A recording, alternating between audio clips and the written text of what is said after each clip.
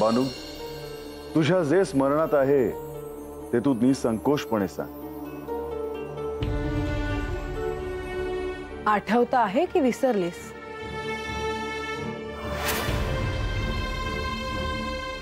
एक दिस महादेव आणि विष्णुदेव समद युद्ध करून लक्ष्मी देवी आणि पार्वती देवी यांच्याकडे गेले.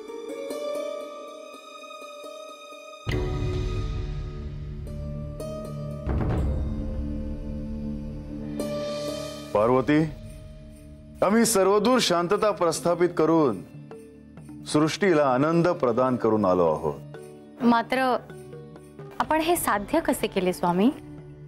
कसे म्हणजे? स्वबळावर. तुम्ही आमचा अपमान करीत आहात.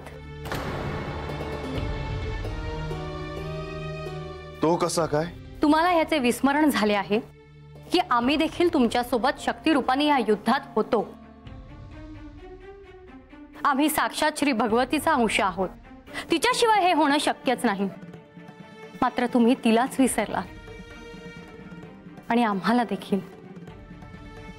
आणि म्हणून मी पार्वती आणि मी लक्ष्मी तुम्हाला शाप देतो आहोत की तुम्ही निस्तेज व्हाल.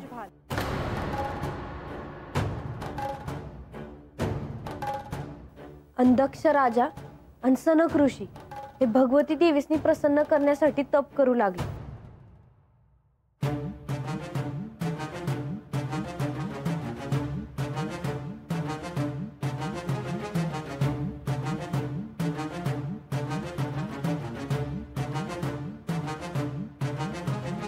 आता तुम्ही म्हणाल की श्री महादेवांची आणि श्री सतीदेवींची कथा सांगणार होता, हे काय मध्येच? पण हा या कथेचा पाया आहे.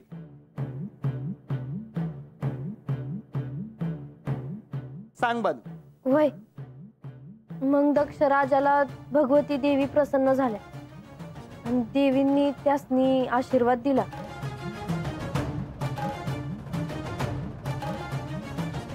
श्री महादेव आणि माझे आराध्य श्री विष्णू हे निस्तेज झाले आहेत. त्यांना पुन्हा तेज प्राप्त हो. हे दक्ष, तुझी इच्छा पूर्ण होईल. विष्णूंना आणि महादेवांना त्यांचे तेज पुन्हा प्राप्त होईल. नारायण नारायण. ज्या दक्ष राजाने श्री महादेव आणि श्री विष्णू यांच्यासाठी साधना केली, तेच पुढे भविष्यात श्री महादेवांच्या विरोधात उभे राहणार होते. हे सर्व या कथेच्या अनुषंगाने येणारच आहे.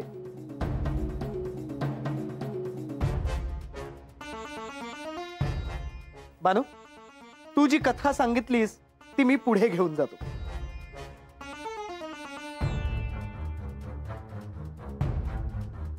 यात अत्यंत महत्वाची घटना म्हणजे श्री भगवती मातेने दक्ष राजाला दिलेले वरदान. हेच वरदान ना की एक दिवस भगवती देवी या त्यांच्या कन्या म्हणून जन्माला येतील.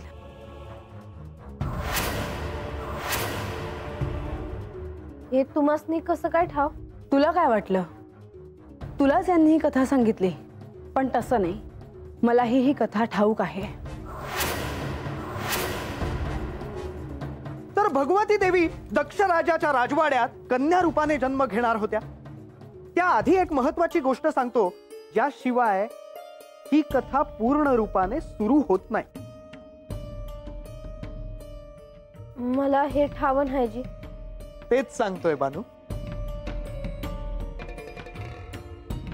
माझे आराध्य श्री विष्णू, माझे पिता श्री ब्रह्मदेव आणि प्रत्यक्ष श्री महादेव यांच्यात एक प्रसंग घडला, ज्यात श्री महादेवांनी प्रत्यक्ष श्री ब्रह्मदेवांना शाप दिला.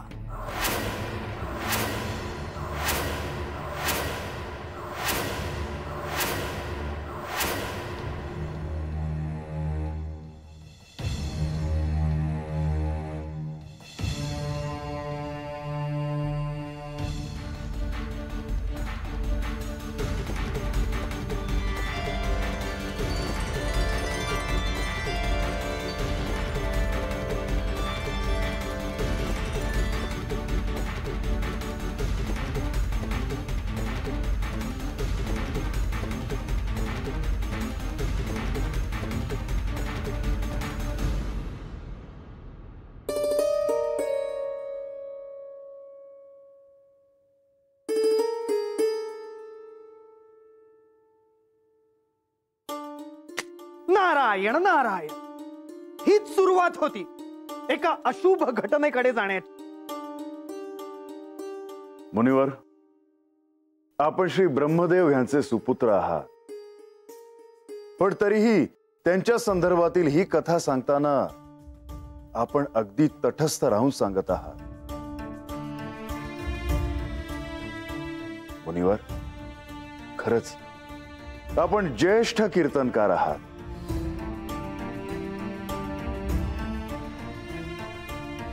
नारायण नारायण. आपले कौतुकाचे शब्द ऐकून मी खूप आनंदी झालो आहे देवा. तर हा श्रेष्ठत्वाचा मुद्दा त्रिमूर्तींमध्ये येईल असे कधी वाटले नव्हते. परंतु ही कथा जेव्हा पूर्ण होईल तेव्हा तुम्हालाही हे कळेल की ही सारी त्रिमूर्तींचीच लीला होती. नारायण नारायण.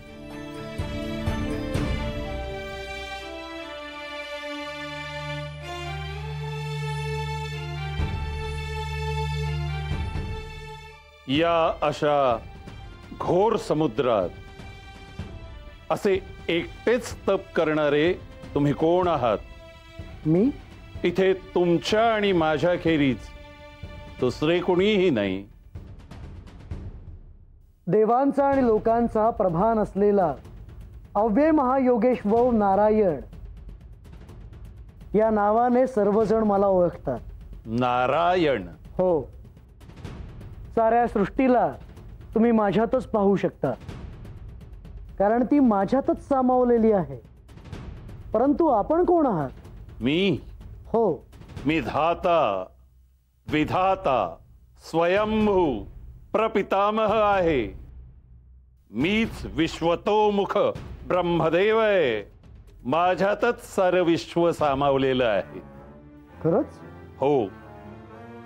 मी या साऱ्या सृष्टीचा जनक, निर्माण करणारा साक्षात आदिपुरुष आहे. आणि असं असतानाही तुम्ही स्वतःला पुरुषोत्तम कसे म्हणवून घेता? कारण तो तर मी आहेच. मी यावर कसा विश्वास ठेवायचा? तुम्ही आणि मी आपण एकच गोष्ट सांगत आहोत, आणि हे सिद्ध करण्यासाठी एकच मार्ग आहे. कोणता?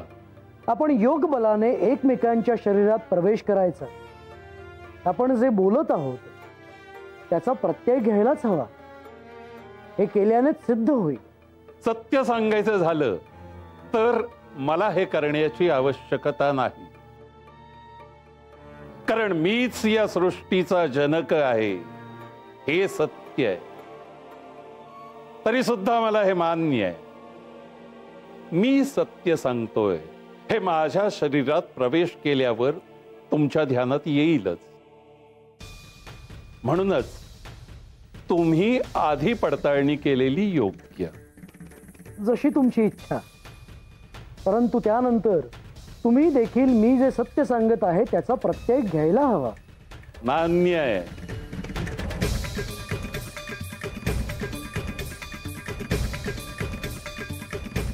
सृष्टीचे आधारस्तंभ असलेले श्री विष्णू आणि सृष्टीची निर्मिती करणारे श्री ब्रह्मदेव यांनी असे ठरवले की श्रेष्ठ कोण हे ठरवायचे.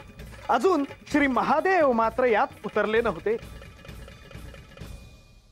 अतीतः पंथानं तव च महिमा वाङ्मनसयोर रतद्यावृत्यायं चकितमभिधत्ते श्रुतिरपि सकस्य स्तोतव्यः कतिविध गुणः कस्य विषयः पदे त्वर्वाचीने पतति न मनः कस्य न वचः.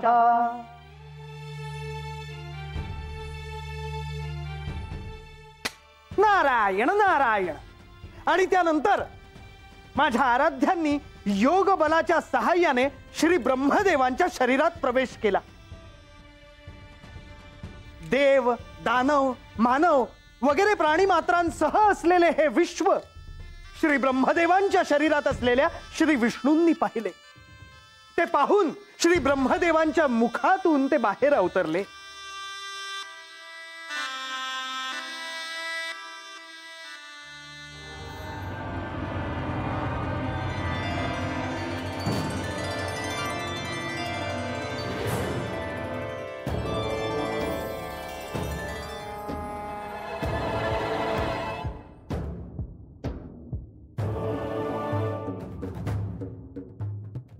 मी तुम्हाला जे सांगत होतो त्याचा तुम्हाला आता प्रत्यय आलाच असेल. निश्चितच हे पुरुषांमधील श्रेष्ठ ब्रह्मा, तुम्ही म्हणाला त्यानुसार सारे विश्व तुमच्या पोटात सामावले आहे हे मी पाहिले. म्हणजे माझे श्रेष्ठत्व तुम्हाला मान्य आहे. धीर धरावा ब्रह्मदेव. आता यात धीर धरण्यासारखं काय आहे? अजूनही तुम्ही माझ्या शरीरात योग बलाने प्रवेश करून मी जे सत्य सांगितले आहे त्याचा प्रत्यय घेतला नाही. आता तुम्ही स्वतःच्या डोळ्यांनी पाहून सुद्धा आता मी हे करावं असं अजूनही तुम्हाला वाटतं? होय, ते केल्याने तुम्हाला माझ्या म्हणण्याची सत्यता समजून येईल. मान्य आहे. त्यानंतर आपण ठरवूच कोण श्रेष्ठ आहे ते.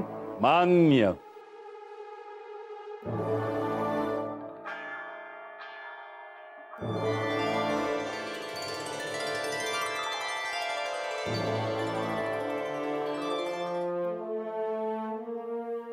आता ब्रह्मदेवांनी योग बलाच्या सहाय्याने माझ्या आराध्यांच्या शरीरात प्रवेश केला. तिथे श्री विष्णूंच्या उदरात त्यांना सर्व लोकांचे दर्शन झाले. ते सर्वत्र फिरले, परंतु या शरीराचा अंत काही त्यांना सापडेना. इतके ते विशाल होते.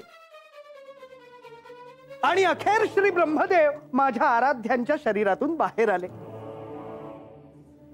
नारायण नारायण.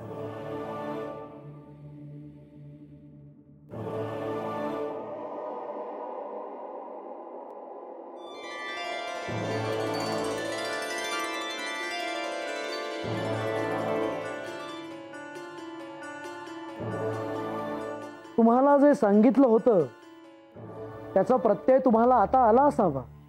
हो, पण तरी मला आज हे सांगायचं आहे की या विश्वात मी एकटाच अत्यंत प्रबळ आहे आणि माझ्यासारखा प्रबळ दुसरा कोणी होणे नाही.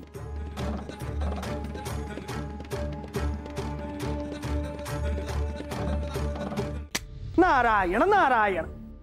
इतकं होऊनही श्री ब्रह्मदेवांचा अहंकार मात्र कमी झाला नाही. मुनिवर, त्यावेळी या सृष्टीची उत्पत्ती झाली होती. त्यानंतर आम्ही दोघांनी दोघांच्या कार्याबद्दल मान्यता दर्शवली होती. आणि त्यानंतर खऱ्या अर्थाने या सृष्टी चक्राचा आरंभ झाला. परंतु मग देवा, दिवसांमागून दिवस गेले, युगांमागून युग गेली, आणि मग एके दिवशी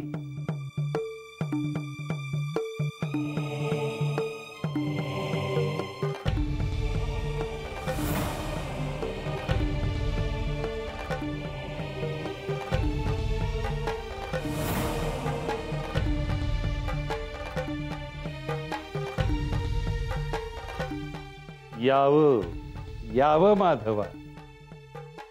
माधवा, मी निर्माण केलेली ही सृष्टी किती सुंदर दिसते आहे. निश्चितच ब्रह्मदेव, तुम्ही धाता आहात, विधाता आहात, तुम्ही स्वयंभू आहात, तुम्ही प्रपितामह आहात. या सृष्टीचे निर्माण करते आपणच आहात. सत्य बोललात माधवा. निर्मितीचं हे कार्य वाटतं तितकं सोपं नाही. एखादी गोष्ट निर्माण करणं म्हणजे केवढं मोठं कार्य असतं हे कळणं केवळ अशक्य. परंतु आपण असे का म्हणत आहात? जशी या सृष्टीची निर्मिती आपण केलीत तसेच या सृष्टीचे पालन करायचे दायित्व माझ्यावर आहे. हे कार्य देखील सोपे नाही. केशवा नारायणा, हे कार्य जरी कठीण असलं तरी निर्मिती एवढं कठीण नाही. ब्रह्मदेव, जनक, पालक आणि संहारक अशी आपल्या त्रिमूर्तींची रूपे आहेत. जरी कार्य निरनिराळं असलं तरी तत्व एकच आहे. नाही माधवा, त्रिदेवांमध्ये माझेच कार्य अत्यंत खडतर असे आहे आणि माझ्याखेरीज ते साध्य करणे कोणालाही शक्य नाही. ब्रह्मदेव, या साऱ्या सृष्टीची निर्मिती तुम्ही केलीत म्हणून तुम्ही श्रेष्ठ आहात असं तुम्हाला वाटत आहे, परंतु तुम्ही श्रेष्ठ नाही. या सृष्टीचे पालन करायचे दायित्व माझ्यावर आहे. म्हणून मी देखील असे म्हणू शकतो की मी तुमच्यापेक्षा श्रेष्ठ आहे. नाही, हे तुम्ही कसे ठरवू शकाल? मला हे ठरवण्याची आवश्यकता नाही. तुम्हाला तुमच्या कार्याचा अहंकार झाला आहे म्हणून तुम्ही असे म्हणत आहात. तुम्हालाही तुमचं कार्य प्रिय आहे म्हणून तुम्हाला ते महत्वाचं वाटतं आणि म्हणून तुम्ही वस्तुस्थितीचा स्वीकार करत नाही आहात. याचा निर्णय व्हायलाच हवा. आज या सृष्टीला कळायलाच हवं की श्रेष्ठ कोण आहे. मान्य आहे, पण हे ठरवणार कोण?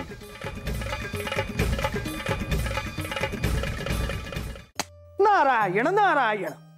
आता वेळच अशी आली होती की या सृष्टीत सर्वश्रेष्ठ कोण हे ठरवण्याची जणू श्री विष्णू आणि श्री ब्रह्मदेव यांच्यात स्पर्धाच लागली होती. दोघांनाही आपले श्रेष्ठत्व सिद्ध करायचे होते, परंतु ते कसे हाच मोठा प्रश्न होता. त्यावेळी असं घडण्यामागे निश्चितच काहीतरी प्रयोजन हे असणारच होतं.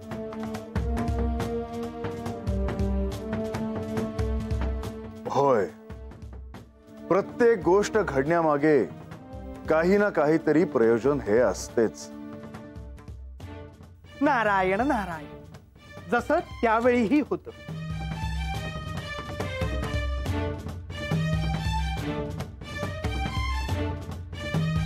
सांगा माधवा, हे ठरवायचं कसं?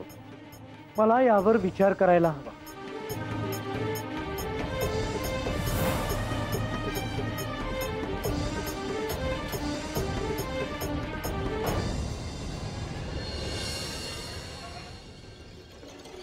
हा अग्निस्तंभ कुठून प्रकट झाला? हा अग्निस्तंभ इथे कसा प्रकट झाला याची मला कल्पना नाही, परंतु या अग्निस्तंभाचं असं इथे प्रकट होणंच आपल्या दोघांमध्ये श्रेष्ठ कोण आहे हे सिद्ध करू शकेल. ते कसं काय?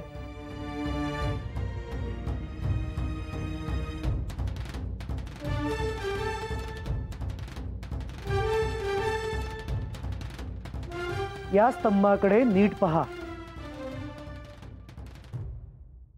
न जाणू याचा उगम आणि अंत कुठे असावा. याचा उगम आणि अंत ह्या क्षणी ठरवणे कठीण आहे.